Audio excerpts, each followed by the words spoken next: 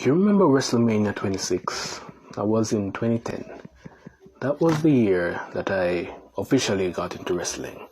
That was the year that,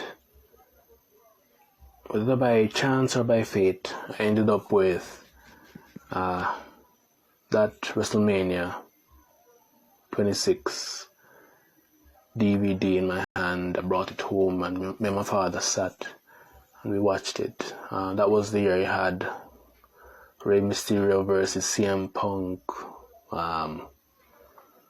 when the Street Society thing. That was the year you had Jack Swagger winning the Money in the Bank. That was the year you had Undertaker versus Shawn Michaels for the last time. That was the year you had. I think you had also Kofi Kingston versus Drew McIntyre, or maybe I think so. I think it was on the card too for the Intercontinental Championship. And the main event of that night was John Cena versus Batista, and that match, I remember it. I remember that match because that match was where my real interest in wrestling peaked. So how they typically would have done it at that time, they would show you like a recap of the event, of what led up to the fight, and then they'd have the fight. So we got to see how John Cena lost the championship after the Elimination Chamber and all that, and how they got up to this point. And then they had their fight. Cena won, raised the championship high. Everybody was celebrating. There was confetti. It was beautiful. I didn't really like that match that night, though. I actually watched the DVD because my father had kind of been betting on Cena, and I was betting on Batista, and Batista lost. So, but after that, they fought two more times. It was versus John Cena versus Batista, Elimination Chamber, where Batista got hogtied, couldn't get up by the count of 10. Then it was Over the Limit, where Batista got thrown off for that red car. Yeah. All good moments. I remember especially Over the Limit. My father was sweaty because we even would use like a regular pants belt. So whoever won the fight, like if Cena won or Batista won, we would wear the belt and parade around the room. But that night, my father was sweating profusely because he thought that Cena would have lost, and at the end he was jumping around and parading around the belt. But I'm saying this to say that wrestling fundamentally has shifted. I'm wondering now if WrestleMania 40, well, not me only, but a lot of people are wondering if WrestleMania 40 was the last good year of wrestling. And why I say this is with the TKO takeover and the Netflix deal and Cena turning heel and everything else that has changed and shifted. The ring now is littered with ads and all of that. Everything is different. The cost of tickets now is astronomical. People are starting to feel the fatigue and are wondering or asking the question. Well, another question too. Is this it? Is wrestling over? Is pro wrestling done as an entertainment medium? Because if you have guys like The Rock now that are after being in the ring 5 minutes are coming out and doing press conferences trying to say that wrestling fans understand that wrestling is real, But if you have the situation where the guy that was just in a particular character 5 minutes ago and coming out and doing a press conference acting a totally different way and saying that that was a character, I know on some level it's supposed to work, but it just pretty much breaks the illusion of why, or it's kind of why, I'm truly understanding why kayfabe existed. And even if it's kind of been dead for a while, seeing, let's say, The Rock final boss, then after, doing something crazy, coming out 5 seconds or 5 minutes later to do something else, to, say that the character, final boss, yada, yada, yada, it breaks the illusion. And one of the things that needs to happen, that part of the reason I'm kind of sad that a guy like Dolph Ziggler, even before R-Truth here got released, he was a master at selling. Not just, when you talk about the selling of a guy like Dolph Ziggler, you understand what he was truly able to do in the ring, because he was able to not only sell, to make any move that his opponent delivered to him look good, but you as the person that was watching any of his matches would believe that it hurt. You believe that whatever was being delivered looked like it hurt in the moment. And a lot of what's going on now,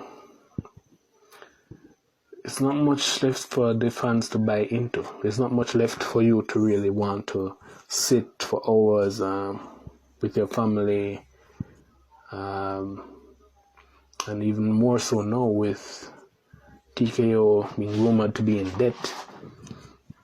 It's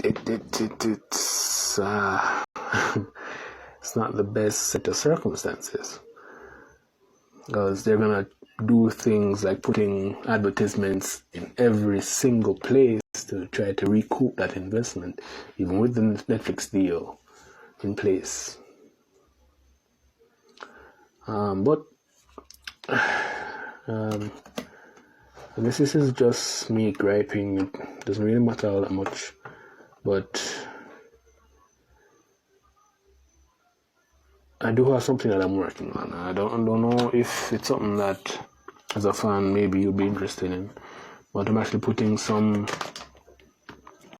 wrestling stories together, and I've released a couple of them already on Gumroad. One of them is Pin Me, Pay Me, which was a jobber story. And what the story is, it pretty much looks at what a lot of wrestling fans love and miss from wrestling. So it has the storytelling aspect of like the jobbers that maybe had dreams of doing something more, being kind of typecast almost, or how do I put this? It goes beyond the, how you had like a guy like James Ellsworth who would come in and be there for a bit. It's beyond just that storytelling. It goes deeper into the world of jobbers. So a jobber, typically they never win. That's not what they're supposed to do. They're more there as enhancement talent, so that we kind of look at them from different perspectives. So there's like Marcus the Mule Malone, who earlier in his career came to a point where he wanted to be more than what he was, and so it kind of explores that without getting into spoilers. There's Ray Carter, who's another jobber. Ray the Workhorse Carter, who's another jobber who is taking a different approach to the same question, or answering it in his own way. And there's another that I'm not going to kind of spoil, but that's just one of the stories I'm working on. There's another one that's more on the side of the referees. So the Ring General is another story too. It follows Benny, and it goes into the control aspect. Who's really in control of the match, and what happens when a referee does certain things and makes certain calls, and how that impacts the wider company. And when the backstage gives him an order, does he adhere to what he's hearing, or does he decide to go rogue and make his own call? What would happen in that scenario? So it's pretty much telling those kind of stories, and trying to bring back some of the fun in wrestling beyond just the wrestler has this gripe with that superstar, and that superstar needs to face him and make his life hell to get to pay-per-view, and then maybe it's resolved, or maybe somebody else comes and blindsides the protagonist in a black hoodie, like we often see with the Roman Reigns familia. But so I'm working on these. If you're interested, they're on Gumroad. You get to decide the pricing you want to pay. I do have a couple of other stories on Gumroad also, but the thing is,